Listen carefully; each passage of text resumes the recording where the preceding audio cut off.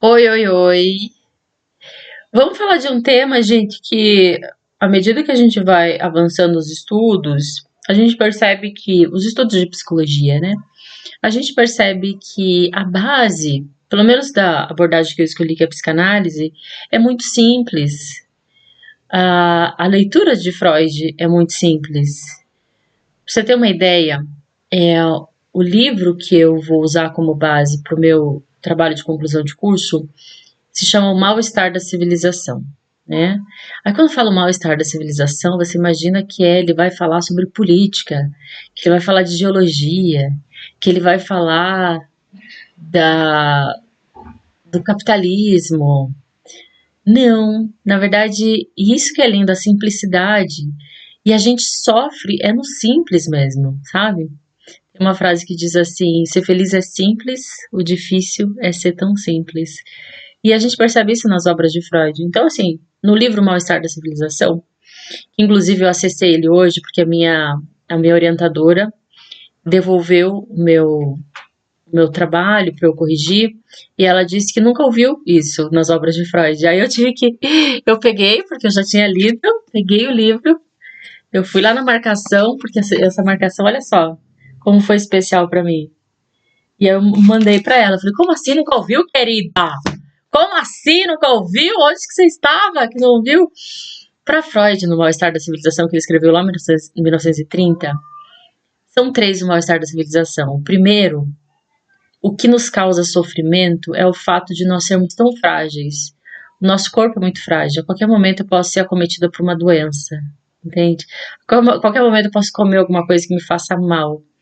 Olha a fragilidade, né? Isso em termos biológicos. O segundo mal-estar da civilização para Freud é o fato de nós sermos frágeis do ponto de vista externo também. A qualquer momento alguém pode entrar aqui na minha porta e acabar comigo. E isso acontece, né? Às vezes em lugares públicos, por exemplo, quando existem aqueles grandes, né, momentos de atentados e coisa e tal. É muita fragilidade, não dá para evitar tudo. Então ele fala como nós somos frágeis. A qualquer momento um meteoro pode passar na nossa cabeça aqui no planeta Terra e caem bastante, né? Dizem que existe uma força que nos protege. Que bonita, né? Ou seja, nós somos muito frágeis. E o terceiro mal-estar da civilização, que de acordo com a teoria dele é o pior, são as relações humanas. Que essa, aí ele fala assim, que essa é uma que a gente subestima, mas ela acaba com a gente. E aí ele tem a teoria do porco-espinho, a metáfora do porco-espinho. Na verdade é Schopenhauer que fala, que é filósofo. As ideias de Freud foi muito inspirada nos filósofos. E por isso que é tão simples, ele fala de coisas do dia a dia. Então, a metáfora do porco-espinho é assim: o porco-espinho no inverno, ele precisa se reunir uns com os outros para trocar calor e não morrer. No entanto, quando eles se aproximam demais, eles se machucam um com os espinhos do outro. E nós somos assim, né? É, nós precisamos do outro para viver.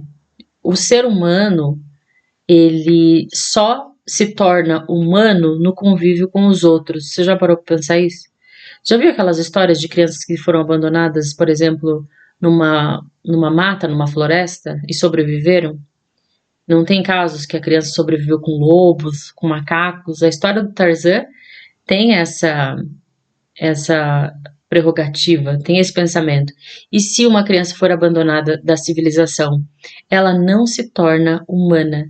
Nós nos tornamos humanos na união com o outro, no convívio com os outros. Alguém tem que ensinar pra gente o idioma. Alguém tem que ensinar pra gente a andar como a gente anda, né? De forma ereta. Caso contrário, a gente não aprende. Aí você fala, ah, mas isso é meio óbvio. Não é tão óbvio. Pega um gato e tira da linhagem dele. É linhagem que fala, né? Primeiro dia que ele nasceu e traz pra tua casa, convivendo só com humanos. Ele vai miar, ele vai enterrar o cocô dele, ele vai tomar banho de gato. Ele sabe ser gato. Isso está no DNA dele. Isso está na genética dele. Não é assustador isso? Em pensar que nós não nos tornamos humanos se a gente não acessar um outro humano? A gente precisa aprender a ser humano? E mais, a gente só se reconhece no olhar do outro, entende? Quando eu sei que existe um outro, que eu sei que eu existo. Não é doido isso? Eu acho incrível esses pensamentos. Parece óbvio, mas não é tão óbvio. Porque é através do olhar do outro que você vai querer entregar resultados, entende? Porque eu preciso do carinho e do amor do outro. Então a criança, quando ela percebe que o pai ri das piadas que ela faz, ela sabe que ela precisa ser engraçada para ganhar carinho do pai. Ah, isso não acontece. Isso acontece. A criança, eu lembro de uma criança que eu cuidava, e a mãe dela falou, eu lembro a primeira vez que ela deu essa risada espontânea e causou muito alvoroço, e isso tornou a marca registrada dela. Então, esses likes que a gente tem na internet, essas visualizações, então elas exploram esse nosso lado carente de ser. Nós precisamos ser vistos para lembrarmos que a gente existe. Eu só existo no olhar do outro, entende? Se não tem alguém para dizer sim ou não e rir, entende? Não existe interação, então não existe eu. É muito louco, gente. É de ser de enlouquecer mesmo. Então, o modo como nós dependemos um dos outros é algo que chega a ser doentio. Então, é muito normal alguém entrar num estado de dependência emocional porque não tem mais o olhar do outro. Já teve de um paciente meu que disse que queria entrar em contato com a ex dele, ainda que fosse para brigar, mas tinha que ouvir a voz dessa pessoa para ele se sentir vivo. Gente, isso é muito louco. E daí tem que fazer um trabalho todo de luto, né? As relações, quando finalizam, a gente precisa passar por um processo de luto, porque a pessoa se identifica tanto com o outro ao ponto de achar que sem esse outro ela não existe. Ou ainda, quem sou eu sem esse outro na minha vida? Entende? E é muito comum isso, passar por esse processo de não saber se reconhecer, que Freud chama de investimento libidinal. Você investe libido num relacionamento porque você sabe que você é o marido daquela pessoa, a esposa daquela pessoa, o filho daquela pessoa. E se essa pessoa sai da sua vida? E as pessoas saem das nossas vidas o tempo todo. Quem você é? Aí você olha, né? Aí que vem a frase célebre: a sombra do objeto recai sobre o eu, né? Isso também é válido para a criança, ou para aqueles que ela não gostava, ela se torna um pouco daquela pessoa, né? Saulo Durso fala que a pessoa ele fala que é o pensamento do Homem-Aranha, eu acho.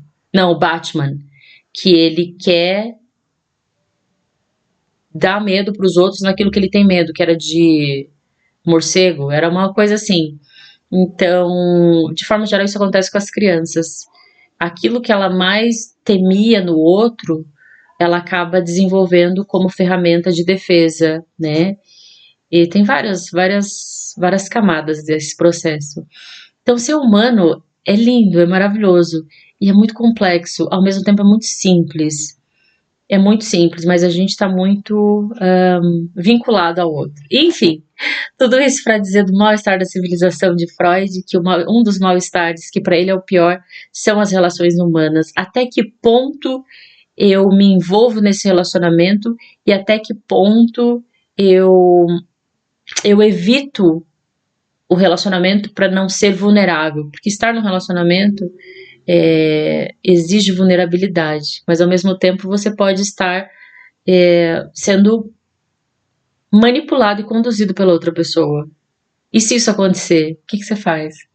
Você entra no relacionamento e se torna vulnerável, ou você evita o relacionamento e nunca colhe o que de bom as relações nos trazem? Aí fica uma pessoa angustiada, né? E aí vem o tal do desamparo. Quanto você consegue lidar com o desamparo, que é o desamor e o desvalor e o desamparo do outro? É muito complexo e ao mesmo tempo é muito simples. Na verdade, a chave é você, e isso vem até de outras filosofias falam sobre isso. A chave é você ter asas para voar, né? Você consegue ser vulnerável ao ponto de, em algum momento necessário, você perde o chão, você cria asas. Esse é o lugar, né? Mas é esse equilíbrio entre dar e receber, entre saber a hora de sair, porque às vezes a pessoa está tão envolvida nesse relacionamento que causa dor, que ela começa a não sentir dor mais.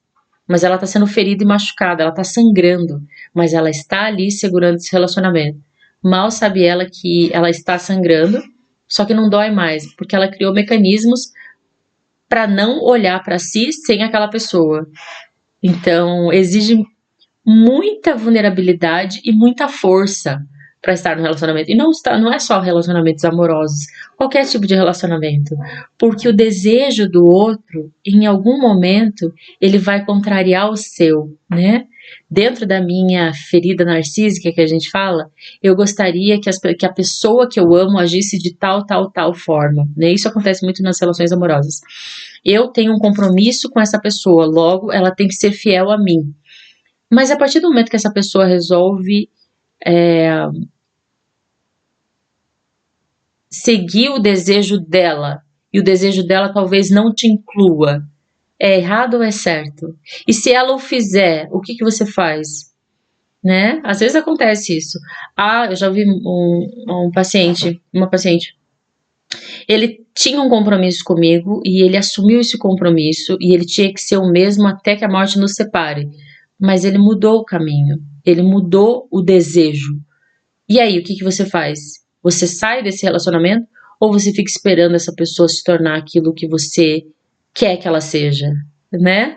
Até que ponto você tem direito de exigir que o outro castre ele mesmo para satisfazer uma vontade sua?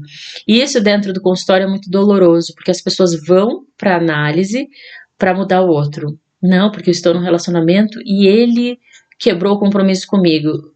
E você queria que ele deixasse o compromisso com ele mesmo para satisfazer uma vontade sua? Isso acontece muito. E a pessoa fala, não, nunca olhei desse jeito. É aí que dói a análise, é aí que ninguém quer. Aí ela falou, tá aí, você vai fazer o que com isso? Entende? Essa quebra de compromisso. Ah, não, ele tem que se manter nesse compromisso, mas ele não quer, você vai fazer o quê? E aí que vem o tal do narcisismo, né, que as pessoas falam, ele quer que seja do jeito dele, mas será que você não tá querendo que seja do seu jeito? O que você faz agora? Você fica ali esperando? E aí a pessoa, às vezes, cria até um sintoma que a gente fala, que é o sintoma de estar ali em sofrimento para não deixar para outra pessoa, por exemplo. Ou ainda está ali em sofrimento se fazendo de vítima. Eu estou nesse relacionamento e essa pessoa me prometeu e ela quebrou o compromisso. E o que você vai fazer com isso agora? O que você vai fazer com o que fizeram com você? Ah, não, mas aí não sou eu que mudo. Quem tem que mudar é ele. Você entende que a pessoa não quer mudar? Ela não quer, então deixa essa relação, já que o relacionamento ideal para você era esse e essa pessoa não cumpriu o combinado, o que você vai fazer? O que acontece muito é a pessoa entrar nesse lugar de vitimismo e sair falando mal do cônjuge ou da pessoa para outro, né? Não, porque ele prometeu, ele que tá errado. Olha só como eu tô certo e ele tá errado. Daí traz várias histórias. Tá, mas o que você vai fazer com isso? E aí a pessoa não faz, a pessoa não sai desse lugar. Aí a pessoa, em algum lugar, existe um prazer em estar ali. Existe um prazer em ser olhada pelos outros e falar: ah, coitada, você é vítima, ah, coitada, ele está errado e você certa. E existe um prazer nesse lugar, até que você fala a escolha dele, qual que vai ser a sua escolha, entende? Dói, dói. Tô falando que errado é certo, eu tô falando que você tem opções na vida, né? Ou deveria ter, pelo menos. Se você não as tem, por que você acha que você depende tanto desse lugar? E às vezes acaba sendo um lugar é, confortável de estar, sabe? De falar mal do outro, que a culpa é do outro, que o outro. Enfim, gente, o mal-estar da civilização para Freud em 1930 é o mesmo mal-estar de agora, 2026. São as relações humanas. Mas a chave, o pulo do gato é sempre o mesmo. Ter força suficiente para ser vulnerável, porque para ser vulnerável tem que ser muito forte. Tem gente que prefere não ser vulnerável e ficar nesse papel de eu não me envolvo nesse relacionamento para não sofrer. Mas aí você não tem também os prazeres, né? As dores e as delícias de ser quem se é. Tá bom? Esse vídeo então foi inspirado na minha orientadora, que diz que não existe essa teoria de Freud, e está lá na página 31 do livro O Mal-Estar da Civilização, da editora Companhia das Letras, ABB. Quem sabe faz ao vivo. Tá bom, gente? Espero que ajude vocês a pensar. Análise, por isso que ela dói, entende? Não é. É você. Análise, o processo de análise exige você sair do papel de que você é um alecrim dourado, sabe? Que a vida que você conta na sua cabeça não é bem a verdade absoluta. Existem várias formas de enxergar essa verdade. E às vezes nós somos o vilão da história, às vezes nós estamos sendo vítimas da história, às vezes nós estamos contando uma história para nós mesmos de superação, mas na verdade é uma história de. Isso eu lembrei de um fato agora. De descarte, não, de descarte forte essa palavra, né? De desamparo, mas na psicanálise a gente usa a palavra, mas a gente usa mais como é que é a palavra? Que essa é difícil, essa ninguém consegue lidar. E quando você lida com isso, é outro nível. A pessoa que consegue lidar com não é desamparo. Ai, gente, esqueci. E tem um caso, inclusive, que eu tô acompanhando, que é isso. Ela tá sendo novamente repetindo um padrão e ela não quer olhar para isso. Porque a partir do momento que ela olha para isso, não dói tanto, entende? Não dói tanto, não te domina. Tudo aquilo que você se torna consciente de ser, não domina mais você. Você olha e tem escolhas. Pode rir, pode chorar, pode entrar nisso novamente, mas não te domina mais. Por que eu esqueci essa palavra? Freud explica eu ter esquecido essa palavra. Até a Sofia aqui tá lembrando. Gente, qual que é a palavra, gente? E a palavra é rejeição. Por que será que eu esqueci essa palavra, hein? Esse é um ato falho que dá para levar para análise. Tá bom, gente, quis só trazer esse videozinho falando de como as relações humanas são tão simples e ao mesmo tempo tão complicadas. E ser humano é uma arte e a gente ainda não domina essa arte, apesar de tantos mil anos que a gente está sendo humano. E a gente ainda tá aprendendo. Tá bom? Ai, minha gata, tudo de bom, gente. Beijo, tchau!